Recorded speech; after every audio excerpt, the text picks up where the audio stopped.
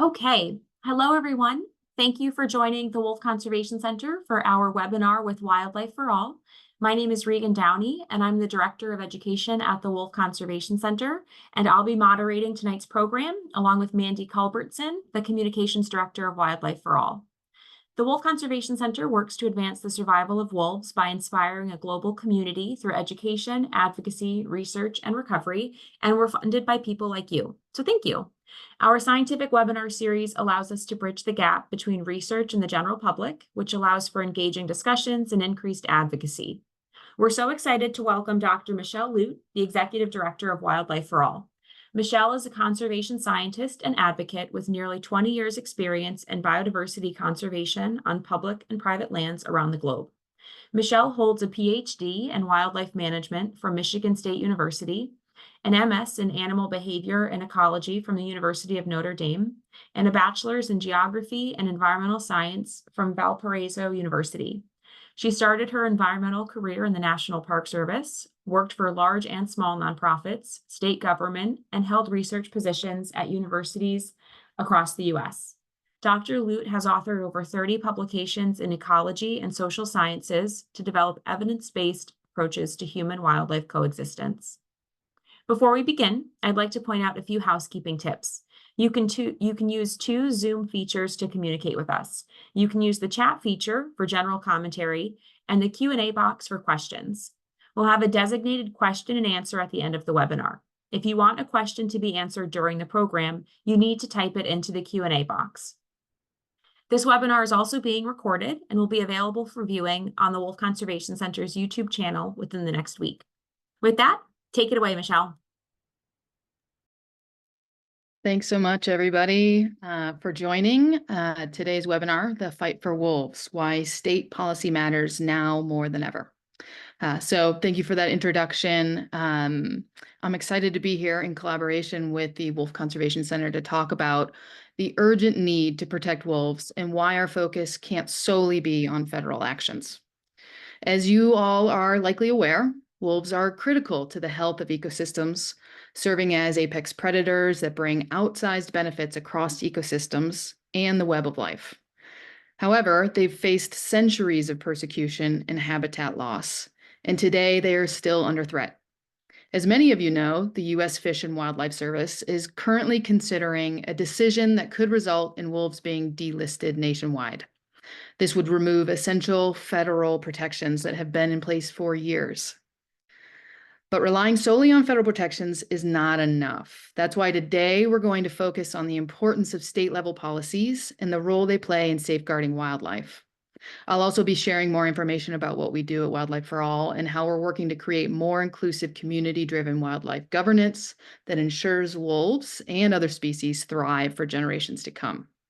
We'll discuss why state reforms are essential, the challenges we face in the fight to protect wolves, and most importantly, how you can take action to make a difference. So I'm looking forward to diving into these critical issues with you all today. Let's get started.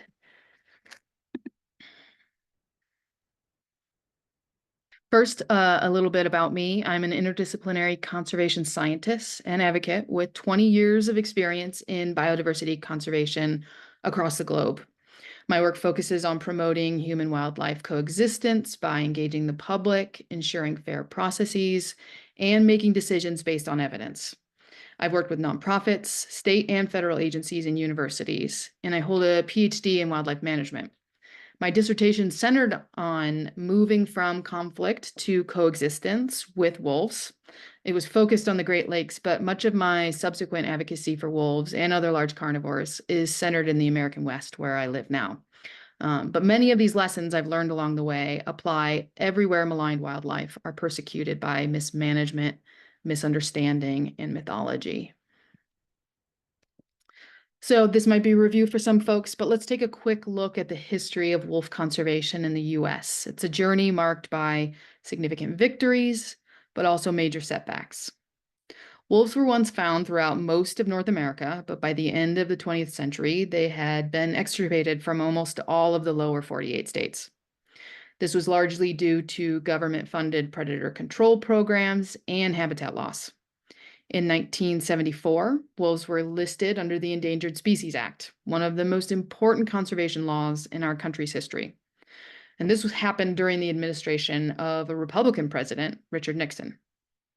Following their listing, recovery efforts began, including the well-known reintroduction of wolves into Yellowstone National Park and central Idaho in 1995. This was a major turning point as wolf populations slowly began to recover in small portions of their historic range. However, even though wolves made progress in places like the Northern Rockies and Great Lakes, their recovery has been stymied by repeated efforts to remove ESA protections and allow hunting. Most of these delisting attempts came during Democratic presidential administrations. For example, under both Presidents Obama and Biden, we saw pushes to remove wolves from the endangered species list. And in fact, in 2011, it was Democratic Senator John Tester who introduced a rider into a budget bill that delisted wolves in Montana, Idaho, Wyoming, and the eastern parts of Washington and Oregon. This further weakened protections and prohibited lawsuits that would contest that delisting. This happened during a time when Tester was, and still is, a vulnerable Dem senator in a Republican-leaning state. What we've seen play out over the decades since wolves were originally listed on the ESA is highly problematic back and forth policy swings, sometimes referred to as the predator pendulum. Wolves are delisted and then relisted after court battles, repeated swings between protection and open hunting seasons. Several lawsuits from conservation groups successfully relisted wolves, restoring some protections, but the pendulum continues to swing today. Currently, we find ourselves in another critical juncture. The U.S. Fish and Wildlife Service is again considering removing ESA protections for wolves across the entire nation. If this happens, it could lead to widespread hunting and lethal management, threatening the already limited recovery of this iconic species. So while wolves have made some gains, their future remains uncertain.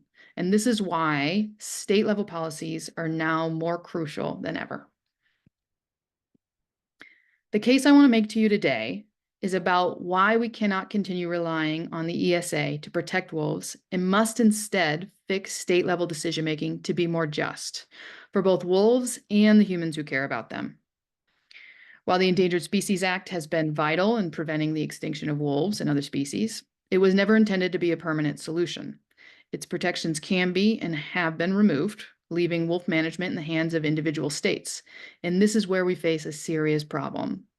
In many states, wildlife management agencies and decision makers are heavily influenced by narrow interests like hunting and ranching that often see wolves as a threat rather than an essential part of our ecosystems. These agencies typically lack broad representation from diverse groups, such as indigenous communities, conservationists, or urban and rural residents who want to see wolves thrive. This imbalance leads to policies that are not only harmful to wolves, but also undemocratic and fail to reflect the values of most people. While wolves are delisted at the federal level, once wolves are delisted at the federal level, I should say, state policies often result in aggressive hunting seasons, trapping, and lethal management programs designed to drastically reduce wolf populations. We've seen this in places from Wisconsin to Wyoming, where wolves are hunted, hounded, baited, ran over with snowmobiles with no regard for their lives or long-term conservation goals or American values. The ESA, in its current form, acts as a temporary lifeline, but it only kicks in when a species is in danger of extinction. This constant cycle of delisting and relisting creates instability and makes it difficult for wolves to truly recover. If we continue relying solely on federal protections, we'll be stuck in this predator pendulum, with wolves perpetually on the brink of losing protection. That's why reforming state-level decision-making is so critical. I want to be clear here. This isn't just a partisan issue. Even Democrats have been complicit in weakening protections for wolves. Why? Because we're losing the narrative. Politicians think it's acceptable to delist wolves. Why is that? Well, the truth is, despite having science and culture on our side, we're not showing up when it counts. Petitions and online actions are great, but they're not enough. You know who shows up to meetings and hearings? Hunters. You know who doesn't show up? We don't. We've stopped commenting on trapping seasons. We've stopped attending wildlife commission meetings. And because of that, news outlets like Wildfile have even used our absence as proof that Wyoming's wolf management is working. Wolves have become political bargaining chips. Look at recent legislation like the Senate bill introduced by Tammy Baldwin that would remove protections for wolves in parts of the Midwest, or Representative Boebert's bill to delist wolves across the lower 48 states, which passed the House this year. There are amazing groups fighting these bad bills and working on federal level solutions.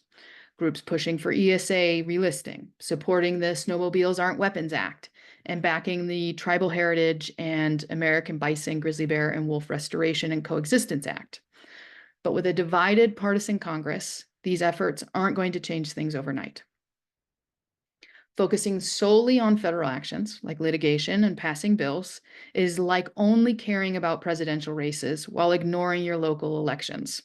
Your city council, state representatives and senators, school boards and water boards, they're all important. Similarly, we can't just rely on the courts or Congress.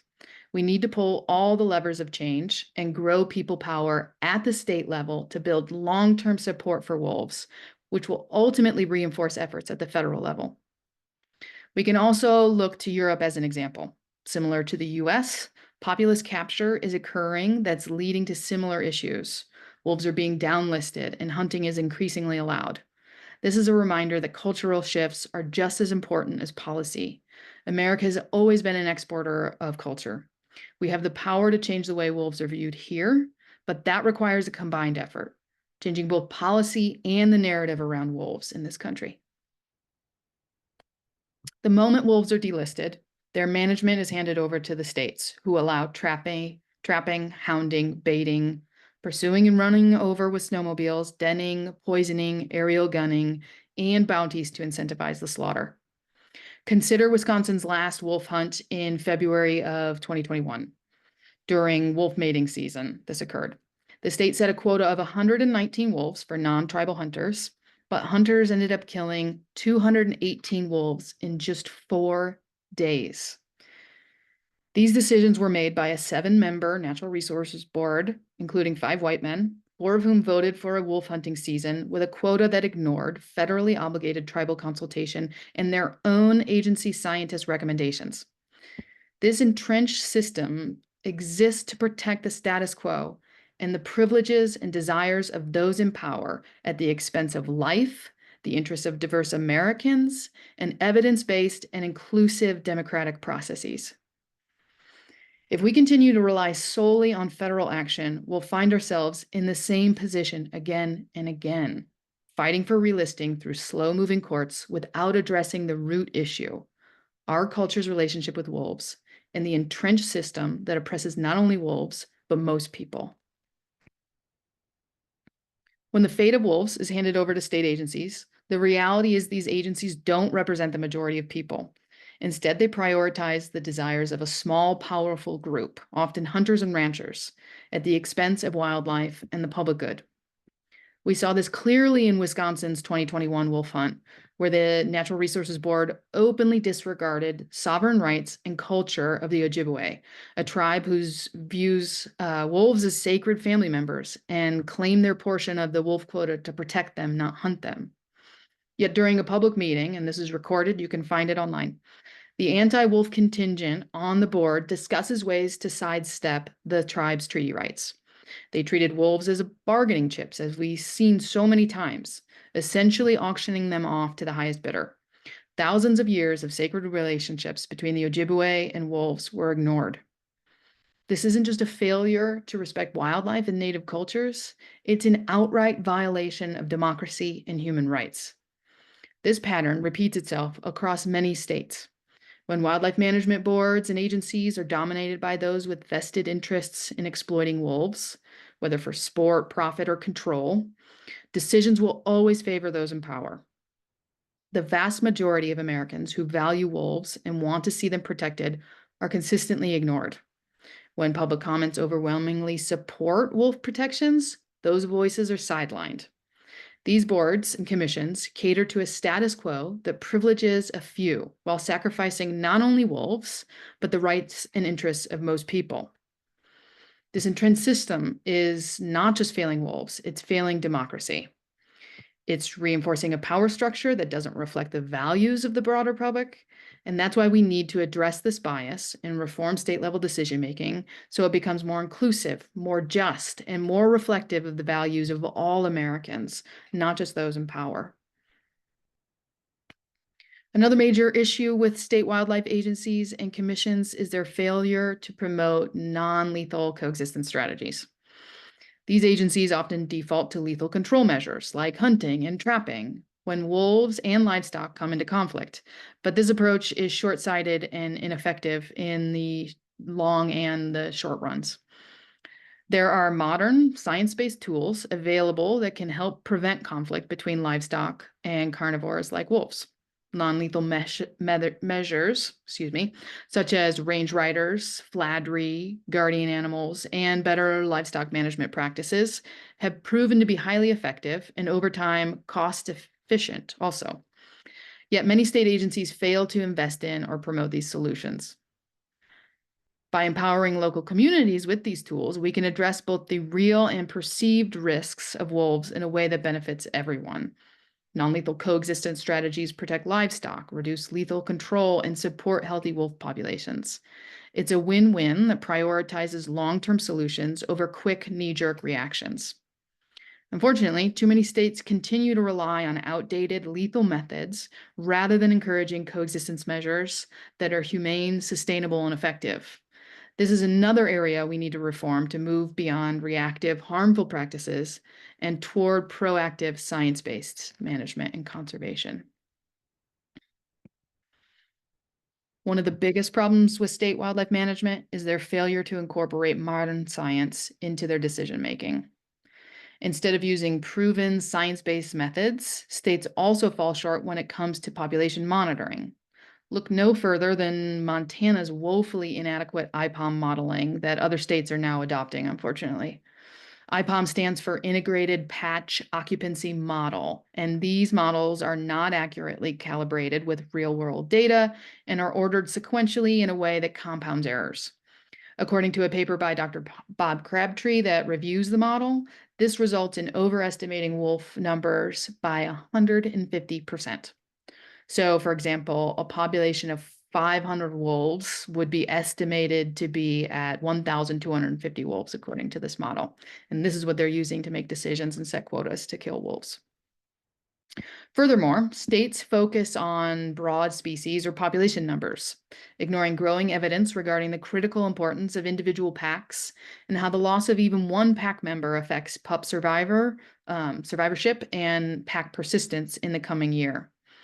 This leads to inadequate management that doesn't account for how the loss of one individual scales up to impact the population, or how wolves, as top predators, contribute to the health and function of biodiverse ecosystems.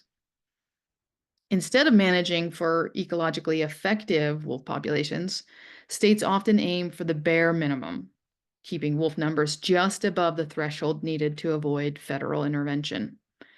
This minimalist approach is what Wyoming does with celebration by maintaining 11 breeding pairs, which is one pair above the 10 required to avoid relisting. But this is not wolf recovery, nor does it follow the intent of the ESA or genuine conservation goals. Rather than promoting thriving wild lives and places, states are gaming the system with an intent to simply avoid federal interference. This harms ecosystems as it doesn't allow wolves to play their full ecological role. By ignoring modern science and sticking to these outdated practices, states are undermining long-term conservation and the health of the ecosystems that wolves help maintain. We need wildlife management that considers not just numbers, but the broader ecological impact and that integrates science in every decision. We've seen how states continue to fail wolves by ignoring modern science and relying on outdated and ineffective management practices. But the truth is, we can't litigate our way to a world where wolves are truly valued or where they're successfully covered throughout their historic range. Court battles and temporary protections aren't enough. That's why Wildlife for All focuses on reforming state-level governance and changing the broader narrative around wildlife management and conservation. Governance is essentially the formal expression of our society's relationship with wild animals and nature. It's embodied in laws and regulations, but it goes deeper than that. Wildlife policies reflect decisions about which species are considered important and deserving of protection and which are seen as expendable by decision makers. They dictate which species are managed by humans and which are allowed to thrive on their own. At Wildlife for All, we believe that the current system is broken. It prioritizes privileged minority interests at the expense of wildlife and the diverse public. Our mission is to transform state wildlife governance to be more inclusive, just, and science-based, ensuring that wolves and other species have a lasting future. It's essential to create the long-term change we need, and this is where our focus lies. Fixing state-level decision-making to better reflect the values of all people and the true needs of wildlife. We focus on democratic ideals because wildlife is held in the public trust and everyone should have a voice in wildlife decisions. We emphasize justice because wild animals deserve to be treated fairly as members of the community of life. We are compassionate because wild animals are sentient beings worthy of our empathy and respect. And lastly, we and our coalition of groups across the country are focused on ecological health and function because of the urgent need to protect all wildlife and ecosystems in the face of a global extinction crisis. To truly protect wolves, we need to reform the systems that manage them. This means pushing for policies that are fair, inclusive, and science-based. States should prioritize coexistence strategies that respect both wolves and focus on solutions that prevent conflict and promote long-term survival. Right now, most states' processes are outdated and don't reflect the majority of Americans who want wolves protected. By fixing these processes, we can create a system that better represents diverse interests, including the interests of wolves themselves. We need to see better representations of values and science on wildlife commissions, alongside diversified funding for wildlife management that doesn't just rely on hunting licenses. States also need to build stronger support systems for coexistence strategies, rewilding efforts, and just livelihood transitions for marginalized farming and ranching communities to adapt to contemporary socioeconomic and ecological changes. Ultimately, relying solely on federal protections leaves wolves vulnerable. Those protections can be taken away, as we've seen time and again. Reforming state-level governance is the key to ensuring wolves and the ecosystems they support can thrive for generations to come. This is how we secure a lasting future for wolves, not just through litigation, but through lasting change in how states manage wildlife. So now that we've covered the issues wolves face and why reforming state-level governance is so critical, let's get into the fun stuff and talk about what you can do to help. So first, we need to change culture around wolves. This is something everyone can contribute to, whether you live in a state with wolves or not. If your state doesn't have wolves yet, you can still focus on changing the conversation around wildlife, especially other malign species that are often treated as pests, just like wolves are in many places. We need to reshape how people think about wolves and predators in general, building a culture that values their ecological roles and intrinsic value. If you do have wolves in your state, you need to build power on the ground. That means paying close attention to state legislatures, wildlife commissions, and agency personnel appointments, because these are the people and systems making decisions about wolves. We also need to fight for cultural change, telling stories that show the value of wolves beyond numbers on a population chart. This is a long-term fight. It's about winning hearts and minds and pushing for policy change at every level. What if you could get your city council to adopt a pro-wolf resolution, for instance, or influence a land-grant university to stop labeling wolves and other predators as nuisance species? Think about the spheres of influence you already have, whether it's through community groups, schools, or even your local library. Not everyone has to be the one giving testimony at a hearing. That's okay if that's not in your wheelhouse. There are so many ways to contribute. You can volunteer to help research for a nonprofit, amplify messaging on social media, or organize events in your community. Maybe you start a wolf working group to create a local coalition. Examples of grassroots actions are everywhere. One that I want to highlight today is the Wolf Welcoming Committee, which was started by Susan Prince and Jenny Sharp in Sisters, Oregon. These two tenacious women founded the group in order to positively influence public opinion about wolves and to create an accepting environment as they reestablish in Central Oregon. Now wolves are thriving in the nearby Metolius River watershed. It's a beautiful place. I've visited. It's a really inspiring story. And this mighty little group is poised to be ambassadors for their wild and human neighbors alike. So with a little motivation, one or two people can make a difference. And together we can build a movement that reforms state policies to protect wolves and ensure their future. Wildlife for All is here to help you self-organize and provide resources to make a difference. Here are a few examples to get you started. First, now is the time to get involved in your state's wildlife action plan, also referred to as a SWAP. Most states are starting the process of revising their SWAPs to be finalized in 2025. This is a once-in-a-decade opportunity to ask that wolves be included on the list of species of greatest conservation need if they aren't already. This QR code in the corner on your screen will take you to a download of our SWAP primer to get you started. We also have an upcoming webinar on engaging in SWAPs on October 30th at 11 a.m. And I believe Mandy's probably sharing that information in the chat right about now. And I should note all of these resources that I'm sharing and about to share are on our website, wildlifeforall.us. And a lot of these specific resources are under the Take Action menu on the website.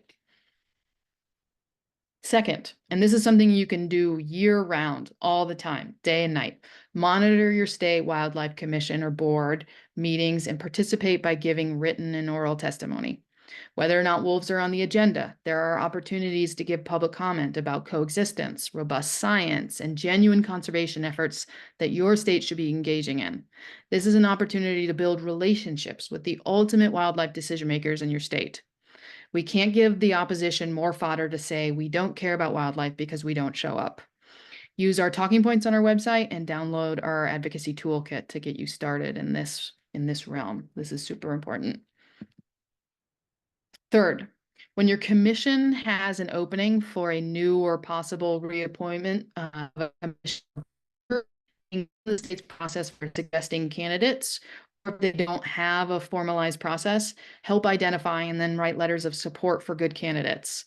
If your state senate has a confirmation process, that is another opportunity to support candidates with strong backgrounds and expertise in conservation. We have a resource list. We have a resource listing upcoming commission openings because there's a lot forthcoming in a number of important states that have wolves and a lot of openings in other states as well. And so that resource will explain how to engage in this process in more detail, and the QR code will take you there. So wrapping up, I have to be real with you. This work is not easy. You probably already know this. You've been engaged in it for a while. We're building an enduring movement for wolves and wildlife, and it's a long, hard slog. There are no quick fixes, but I also want to remind you, no matter who you are or what your strengths are, you are not powerless. Even when decision makers seem to ignore our voices, we keep speaking louder and more confidently. We demand a seat at the table. This is what the hard work of culture change is all about. Co-creating new systems of governance that truly reflect diverse values, interests, and voices, whether they come from the scientific community or from traditional ecological knowledge or personal experiences with wild nature. So do the work, take the breaks you need, then come back, build community, and keep showing up. This is how we change the culture and the conversation about wolves. And ultimately, it's how we build a future where wolves, all wildlife, and humans can all thrive. Thank you for being part of this movement. Together, we're going to prevail and create lasting change. And with that, thank you. I think I can take some questions now. Thank you so much, Michelle. This was so informative and very inspiring as well. So I imagine many of our audience members really resonate with what you were talking about. As a reminder to anyone who might have joined a little bit late, if you have questions, please put them into the question and answer box at the bottom of your screen. any questions that go into the chat might get missed. So we're asking you to focus your questions into the Q&A box. We do have several questions to start with. Michelle, what would a pro-wolf resolution look like for a city council to pass? That's a great question. It could take a number of different forms, again, depending on whether or not you have wolves. So a place like Illinois has stated that wolves are protected and could come back. Not that necessarily Illinois is always progressive, but a resolution could state that even if wolves aren't existent here, we're going to promote connectivity and corridors that would protect wolf movement or any kind of wildlife movement across our state. It could talk about public awareness. We're going to encourage and educate the public on the benefits of wildlife like wolves. It could emphasize coexistence measures. Again, if there's an opportunity, we're gonna promote coexistence and support it in our community so that we're ready and poised for when wolves come back. That's one example of what resolutions could look like, but there's a number of different forms depending on the context and the local situation. Amazing. Thanks so much, Michelle. And I'll toss it over to Mandy for the next question. Yeah, thank you so much. Hey, everyone. Michelle, the next question says, can you talk about how Colorado serves as both a good example and a bad example for the reintroduction of wolves? Oh my What should gosh. have been done differently? And how can we avoid the failed relationship with ranchers as exemplified in this situation in Colorado? Such a good question that could be its whole own webinar focused on that issue. I would say first, more could have been done by Colorado Parks and Wildlife to truly engage lots of different stakeholders. They had a science advisory working group and they had another stakeholder working group, and those were still dominated by the same groups and individuals that we see dominate wolf opposition and recovery in lots of places. So a lot of agricultural and hunting interests were represented and able to dominate those working groups. And that informed the entire process. That informed a wolf management plan that lacked some teeth, I guess, pun intended, that would have really protected wolves once they were put on the ground.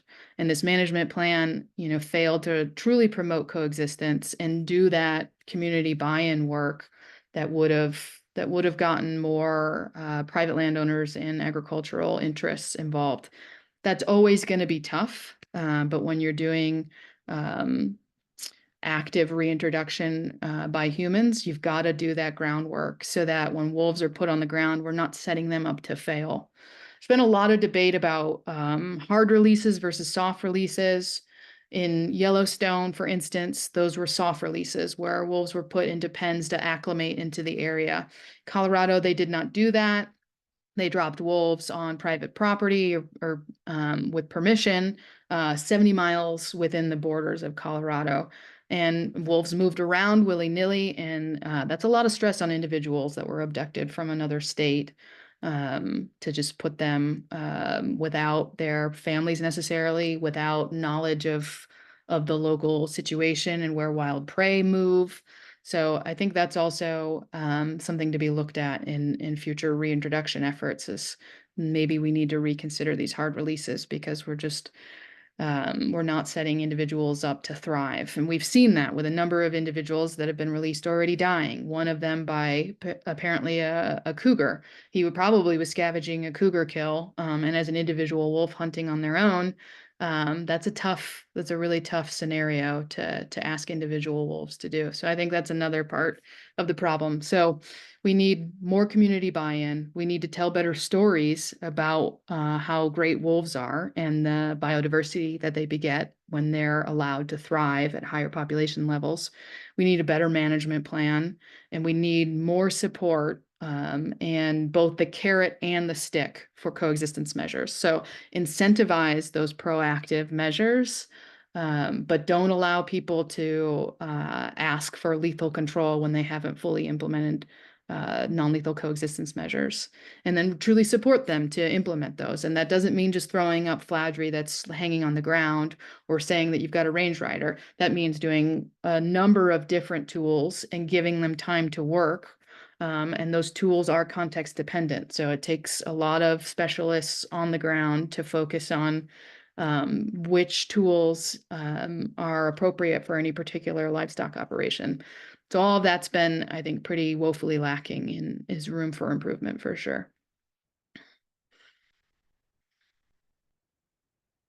Thanks, Michelle. And going from state to state, we had a question that just came in regarding California. In California, beyond the State Endangered Species Act and having a pro-carnivore governor, what holes do you see or areas of concern where resolutions would further help the growing wolf families? And then noting that they have agricultural and livestock businesses in the northern part of the state. Mm-hmm. Yeah. Yeah, California is a really interesting example. You know, we think of it as a pretty progressive blue state, but in rural areas, it's pretty red. But a lot of folks on both sides of the aisle are interested in coexisting with wolves. I lived in the foothills of the Sierra Nevada for a little while, between Tahoe and Sacramento, and had lots of conversations with people from all different backgrounds. And a lot of people were pro coyote, pro wolf.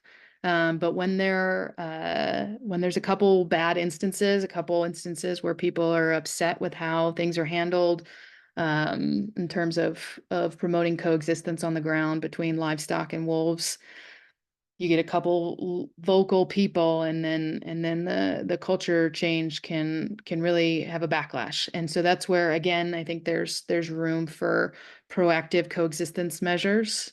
And I think part of the question was about resolutions. So I think, you know, showing support with a growing number of resolutions in counties that have wolves or on the periphery of having wolves could show that, you know, there's actually more support than those few vocal people that are saying they don't want wolves around. So when you can show particularly small, rural, diverse kinds of communities showing up and saying, hey, we've passed a resolution saying we want to do what we can to work with our neighbors and promote coexistence so that we all have these wild, diverse ecosystems with wolves thriving. I think that sends a strong message, that these few vocal people are just a few vocal people, and there's actually a lot stronger support when people speak up. And I think that's a challenge with a lot of communities, is that you got to get a couple people brave enough to speak up, and then you get more and more people saying, oh, actually, I agree with that. And that's the key, is to find those brave few folks to start the trend, because there are other people with us. They are just not the first ones to speak up always. Thanks, Michelle. And just going off the last part of your question, for folks who maybe live in a state where there might not be many brave folks, or maybe they're not aware of who those individuals are, what would your recommendation be? You know, let's say hypothetically that there's a commission meeting coming up and wolves are on the agenda. What would you recommend for someone who might be wading into what they might consider to be unfriendly territory, but to still have still make an effective comment or still show up? Yeah. Yeah, I mean, I think arming yourself with the data is super helpful to get a toehold in these meetings. So science backs up that non-lethal coexistence measures are more effective than lethal measures. So coming with those stats that are easily accessible and understandable to a lot of different people, and then coming with stats about how diverse Americans value wildlife. So go to America's Wildlife Values survey. They've done one in every state. It tells you how many people in your state are what they refer to as mutualists. So mutualists see animals as a part of their community and deserving protection, and not as just a resource to be exploited by humans. So you can say, hey, half of us here, or more than half of us in lots of places, are mutualists, and we all recognize wildlife as a part of the community. So I think having those numbers And there are other surveys, just by doing some Googling, some light internet research, or reaching out to us, and we can send you what we know about. Humane Society of the US sometimes does some of these surveys state by state.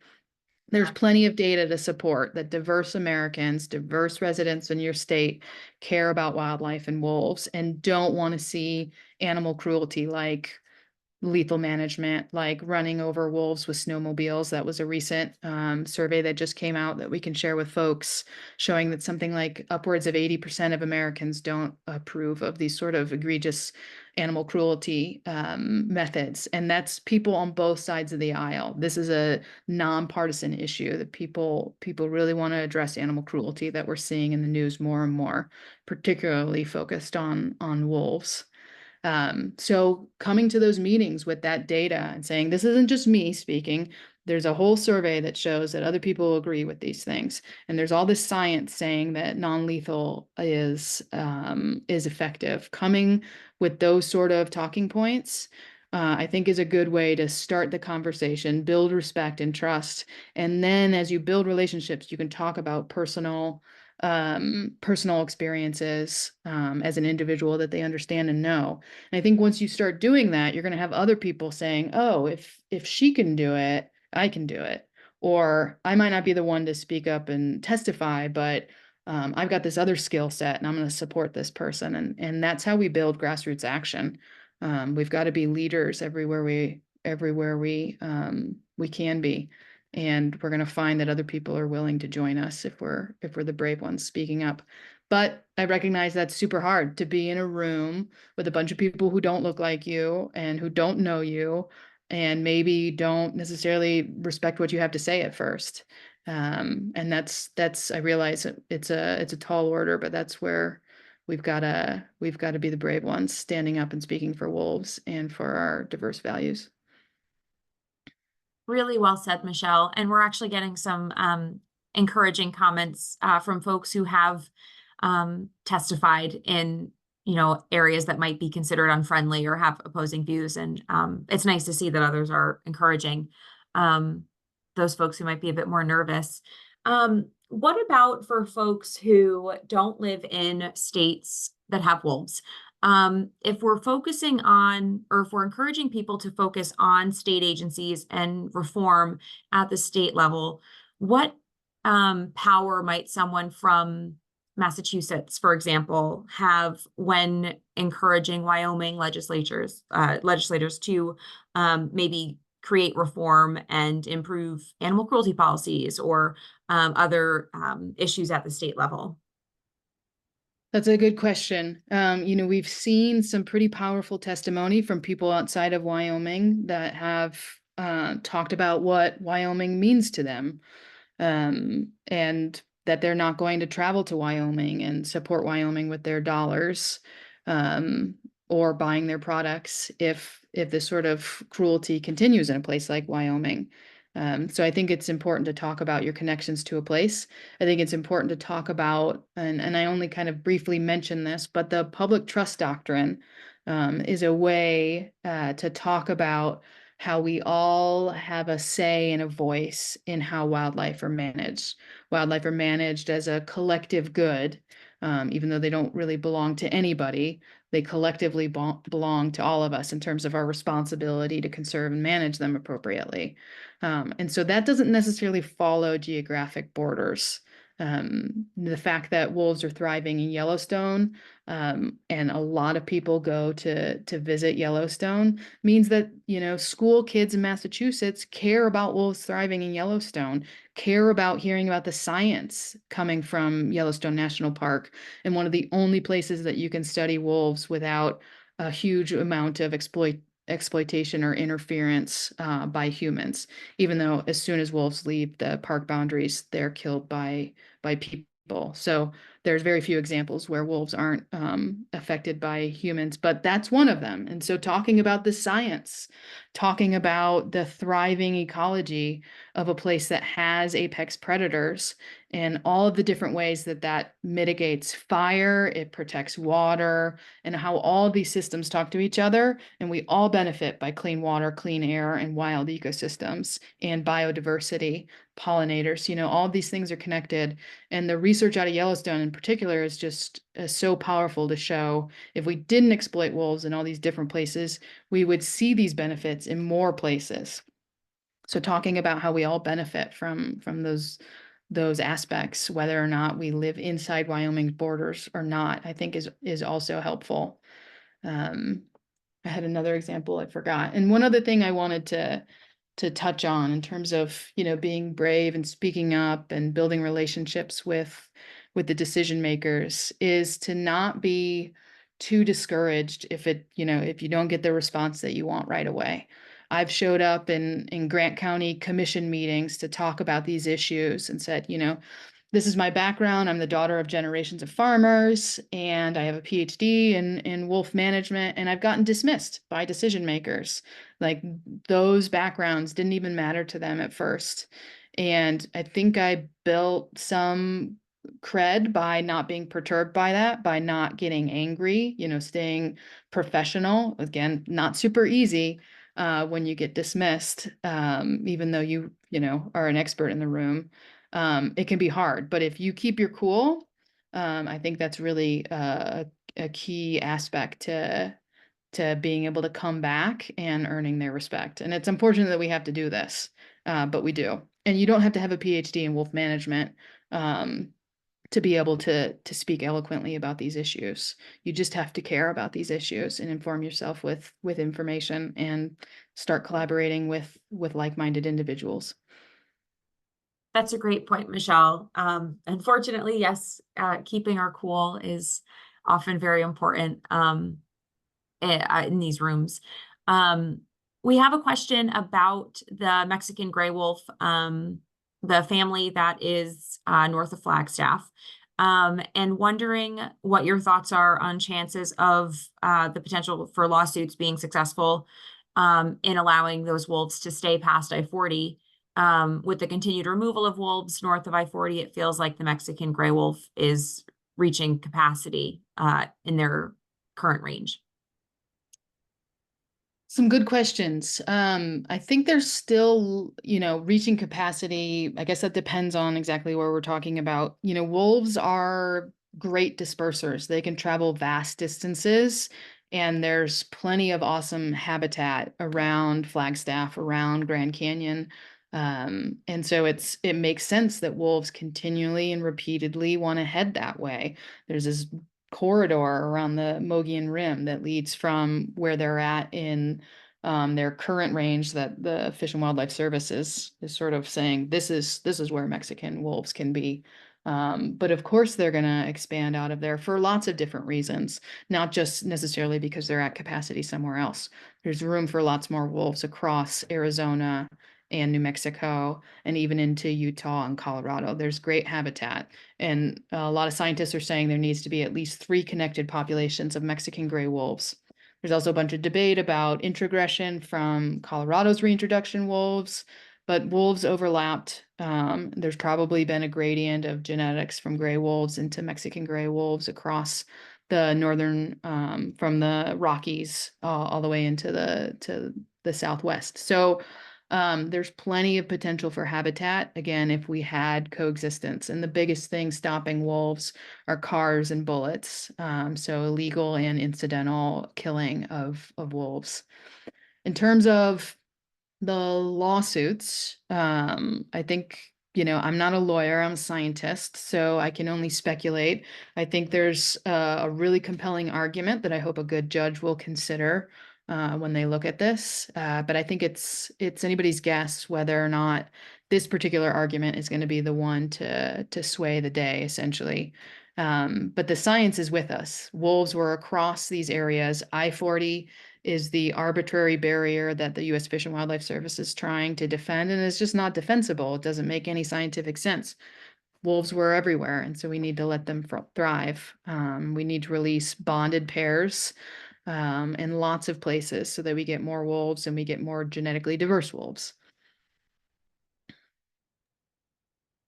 Wonderful. Thanks so much, Michelle. And so for folks who might just be unfamiliar with the discussion, there is a family of wolves that has been documented near Flagstaff. And so they're outside of the arbitrary Mexican wolf experimental population area. And there are discussions about Arizona Game and Fish moving those wolves to the Mexican wolf experimental population area. But we have no proof that those wolves have dispersed from the population area. So they could certainly be resident wolves of Flagstaff that are just now making their presence known. Michelle, are you able to give, if any come to mind, is there an example of a state that's doing it right? Oh, that's such a good question. I have examples of states that are doing parts of their wolf recovery right, or parts of their wildlife governance systems right. But I unfortunately I can't point to any singular state that's really kind of got it all figured out. I will say that Washington State and to a certain extent Colorado both have commissions with more diverse representation than we typically see on state wildlife commissions or boards. And so that's been a place where we've seen some progressive and stronger wildlife policy happen because we had good governors, open-minded about putting people with diverse backgrounds and with conservation expertise on their commissions. So those are two places that have been pretty good. California, to a certain extent, also has some good commissioners, but there's still a lot of economic interests that kind of get in the way. In terms of diversified funding, which is another solution that we often offer or include when we're talking about our theory of change, essentially on how to advance wildlife conservation state by state. Diversified funding streams are super important. And some states like Missouri have a sales tax that strongly funds their state agency. And that can help so that state agencies aren't beholden to just licenses of hunting and fishing tags. And that varies state by state. Every state sells licenses and they make some money from there. But there are gas taxes in California. There's the sales tax in Missouri. And there's a couple different models of how we can diversify funding. And while I'm on the point of funding, another important thing to mention and to know when you start entering into these conversations around funding at the state level is that all states get Pittman-Robertson dollars. And the kind of mythology around that is that's all coming from the hunting community because it was originally in 1930 something designed as an excise tax on the sale of guns and ammunition. And back then, those were guns and ammunition and other sporting goods were mostly bought by the hunting community, but that's no longer the case. People buy them just for the shooting sports or for home defense. And that's upwards of, I think it's 73% of Pittman-Robertson dollars, this federal excise tax, comes from the non-hunting community. So knowing that number, knowing that stat to push back on this mythology that hunting is funding all of conservation is really important when we have these conversations. Definitely. That's a really good point to make, Michelle, and something I think that's important for all of us to keep in mind as we're doing our day-to-day work, but also planning for the future and for bigger plans. If I Do could jump you? in, another Sure. place that, sorry to talk over you, but I'd be remiss not to mention legislation that's forthcoming in New Mexico could make New Mexico one of the more progressive states in terms of how they manage wildlife in the state. So there's legislation to reform the commission and modernize and expand the mandate of the state agency to be able to conserve more wildlife than they currently can. So if that's successful, we will be able to look to New Mexico as one of the model states for progressive wildlife governance. That's great, Michelle. If it is successful, we'll have to have you back for another webinar. Happy to. Uh, at the a question is asking, how can individuals, organizations, groups, whomever, how can they encourage federal officials, legislators who might be anti-wolf? What initial steps might be taken to help not even necessarily make those folks pro-wolf, but encourage them to lose some of the bias and, truly look at the science. Mm, that's such a good question. I mean, I think it goes to relationship building and starting an open dialogue, and being somebody who listens and understands the needs of that legislator and who they're listening to. So understanding who are their constituents that they're listening to, what are those concerns, and truly listening, and then sharing the information, again, being armed with lots of information. Or if you don't know it, when you're in a meeting with a legislator, saying, that's a really good question. I don't know the answer. I'm going to get back to you, and then doing the research. I think those are good ways to show genuine relationship building and genuine, I'm not just going in this conversation to convince you of something. I think that's one way to start addressing the bias. But then again, knowing what are they concerned about. If it's economics, then come in with numbers about how wildlife watching is a very popular activity across the country. I'm sure it's important in your state, right? So talking about wildlife watching, bird watching, the monetary benefits of biodiversity and mitigating climate change, and all of that, I think, can help if it's a economic issue that they're concerned about. Talking about coexistence measures, if they're concerned about agricultural interests, and having specific examples as local as possible of a farmer or rancher who's implementing tools and realize that they actually do work, non-lethal tools, that is. I think that can be helpful. And then, it depends on the particular issue that we're talking about. If we're talking about trapping or the use of poisons to kill wolves or other carnivores, talking about public safety, the safety of family dogs, can sometimes get further, because everybody cares about family dogs and personal safety, even if they don't necessarily care about it from the angle of wildlife. And that was something that's been instrumental in passing Roxy's Law. I think somebody in the chat mentioned that. So Roxy's Law passed a couple years ago in New Mexico, banning traps, poisons, and snares on public lands. And that public safety issue and telling the stories of people whose dogs were trapped and injured and sometimes died, really built relationships and compelled people who weren't necessarily coming at it from a wildlife lens. So again, understanding what their interests are and thinking outside of that, particular box about, why we might care about wolves, but those other angles are important to consider too.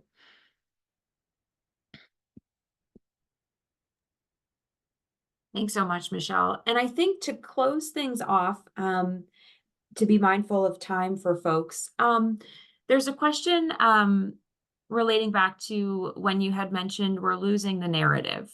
And there's an ask for clarity as to what you mean by that. Are we losing the message when we are demanding change from the government and meetings? No, I think it's good to demand change. When I talk about we're losing the narrative, I think it's because, it's such a complicated question, and it's a good one. But it's essentially, we're speaking past each other in a lot of places, and we're not showing up necessarily. So we're losing the narrative because we're talking to a target on social media that's not there when we should be at these state commission meetings, right? So knowing who our target is and what they actually care about, is super important. I think that's part of what we mean when we're talking about we're losing the narrative. When the media, like WyoFile, says, "Oh, look at how good wildlife management is in Wyoming," or offers these statements from the Wyoming Fish and Game talking about, we're the gold standard in wolf management.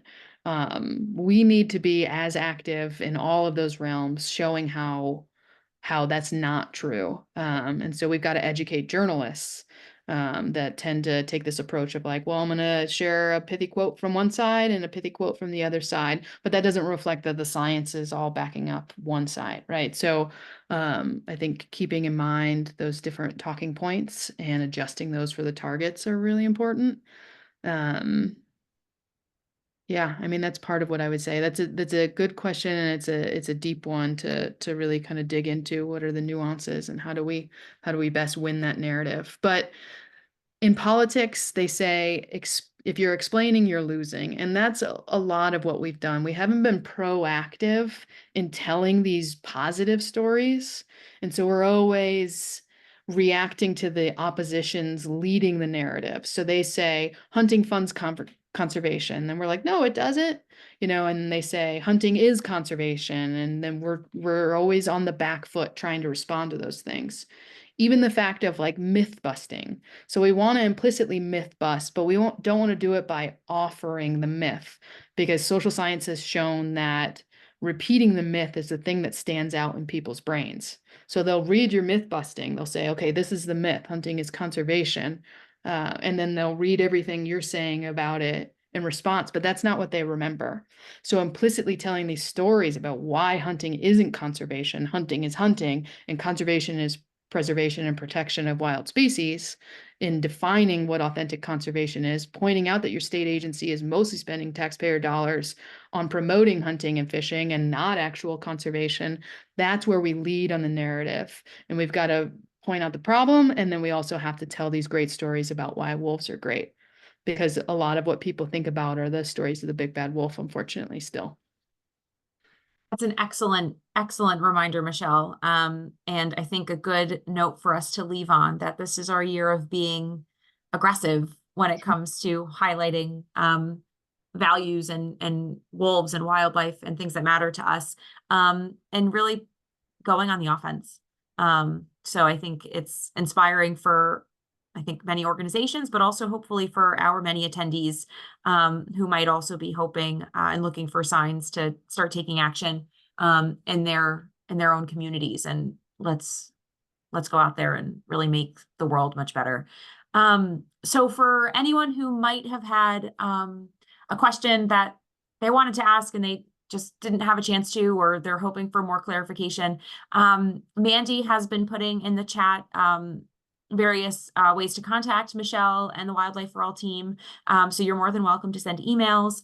As I mentioned, this webinar has been recorded and will be available on the Wolf Conservation Center's YouTube channel and in our scientific webinar library on our website within the next few days. And Wildlife for All has their webinar coming up about state wildlife action plans. So definitely sign up for that and learn more about how you can make a difference in your state pretty soon, actually, almost immediately. But with that, Michelle, if there's anything else you'd like to say to close us out, I toss it over to you. I just say thank you to everybody, and don't hesitate to reach out. We're going to build a movement, and we've got to do it by sharing resources and energy and working together. So thank you all for being active advocates for wolves and wildlife. Thank you, Michelle. And thank you to Wildlife for All for spearheading some of these amazing initiatives. And thank you to all of you for joining. Hopefully the first step in creating real change in our local communities. But thank you all so much. And we hope you all have a wonderful evening. Thanks again. Bye, everybody.